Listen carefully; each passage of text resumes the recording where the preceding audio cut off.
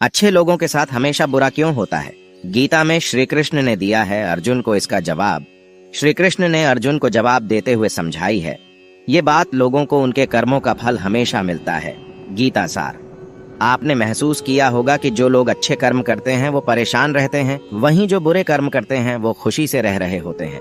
अच्छे कर्म करने वाले परेशान होते हैं कि आखिर उन्हें इतनी परीक्षा क्यों देनी पड़ रही है, जबकि जो अधर्म की राह में हैं वो खुश हैं और जिंदगी का लुत्फ उठा रहे हैं। अगर आपके मन में भी ये सवाल आया है तो आज हम आपको इसका जवाब देंगे। ये जवाब वो है जो भगवत गीता में लिखा है और श्री कृष्ण ने अर्जुन को दिया था। भगवत गीता में वर्णित कथा के अनुसार जब भी अर्जुन के मन में कोई दुविधा होती थी तो वो श्री कृष्ण के पास पहुंच जाते थे। एक बार की बात है, अर्जुन ने भगवान श्री कृष्ण के समीप आकर कहा कि वो दुविधा में हैं और इसका जवाब वो श्री कृष्ण से चाहते हैं। श्री कृष्ण ने पूछा कि क्या सवाल है।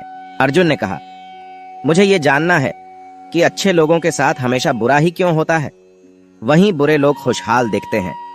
अर्जुन के मुंह से ऐसी बातें सुनकर श्री कृष्ण मुस्कुराए और कहा, मनुष्य जैसा सोचता है और महसूस करता है वैसा कुछ नहीं होता है, बल्कि अज्ञानता की वजह से वो सच्चाई नहीं समझ पाता है। अर्जुन उनकी ये बात समझ नहीं पाए। इसके बाद श्री कृष्ण ने क्या कहा वो जानते हैं। श्री कृष्ण ने अर्जुन से कहा, पार्थ, मैं तुम्हें एक कथा सुनाता हूँ, उसे सुनकर तुम समझ जाओगे कि हर प्राणी को उसके कर्म के हिसाब से ही फल मिलता है।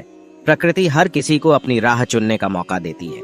अब वो मनुष्य की इच्छा पर निर्भर करता है कि उसे धर्म की राह चुननी है या अधर्म की। कथा शुरू करते हुए श्री कृष्ण ने कहा, एक नगर में 2 पुरुष रहा करते थे। एक पुरुष व्यापारी था जिसके जीवन में धर्म की बहुत महत्ता थी। वो पूजा पाठ में यकीन रखता था। वो हर रोज मंदिर जाता था और दान धर्म भी करता था और हर रोज भगवान की पूजा करता था। वहीं दूसरा पुरुष बिल्कुल विपरीत था। वो हर रोज मंदिर तो जाता था लेकिन पूजा करने नहीं, बल्कि मंदिर के बाहर से जूते चप्पल चुराने। उसे दान और धर्म से कोई लेना देना नहीं था। समय बीतता गया और एक दिन बहुत जोर की बारिश हो रही थी। इस वजह से मंदिर में पुजारी के अलावा कोई नहीं था। ये बात जब दूसरे पुरुष को पता चली तो उसने कहा कि ये सही मौका है मंदिर का धन चुराने का। पंडित से नजर बचाकर उसने मंदिर का सारा धन चुरा लिया। उसी समय धर्म कर्म में विश्वास रखने वाला व्यक्ति भी मंदिर पहुंचा। दुर्भाग्य से मंदिर के पुजारी ने उसे ही चोर समझ लिया और चिल्लाने लगे। वहां लोग एकत्र हो गए और उसे बहुत मारा।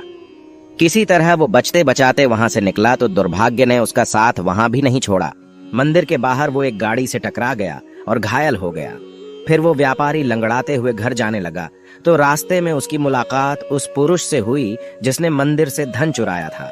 उसने कहा, आज तो मेरी किस्मत चमक गई, एक साथ इतना सारा धन मिल गया। ये सब देखकर उसे बहुत बुरा लगा और उसने अपने घर से भगवान की सारी तस्वीरें निकाल दी। कुछ सालों बाद दोनों पुरुषों की मृत्यु हो गई। मरने के बाद जब दोनों यमराज की सभा में पहुंचे और भले पुरुष ने दूसरे व्यक्ति को देखा तो उसे बहुत गुस्सा आया। उसने क्रोधित होकर यमराज से पूछ ही लिया, मैं तो हमेशा अच्छे कर्म करता था, दान में विश्वास रखता था, उसके बदले जीवन भर मुझे अपमान और दर्द ही मिला और इस व्यक्ति को नोटों से भरी पोटली। आखिर ऐसा भेदभाव क्यों? इस पर यमराज ने कहा, पुत्र, तुम गलत समझ रहे हो। जिस दिन तुम्हारी गाड़ी से टक्कर हुई थी वो दिन तुम्हारे जीवन का आखिरी दिन था, परंतु तुम्हारे अच्छे कर्मों की वजह से तुम्हारी मौत सिर्फ एक छोटी से चोट में बदल गई। तुम इस दुष्ट व्यक्ति के बारे में जानना चाहते हो। दरअसल इसके भाग्य में राजयोग था, मगर इसके कुकर्मों और अधर्म की वजह से वो सिर्फ एक छोटी सी धन की पोटली में बदल गया। कथा सुनाने के बाद श्री कृष्ण अर्जुन से कहते हैं, पार्थ, क्या अब तुम्हें तुम्हारे सवाल का जवाब मिल गया? ऐसा सोचना कि भगवान तुम्हारे कर्मों को नजरअंदाज कर रहे हैं, ये बिल्कुल भी सत्य नहीं है।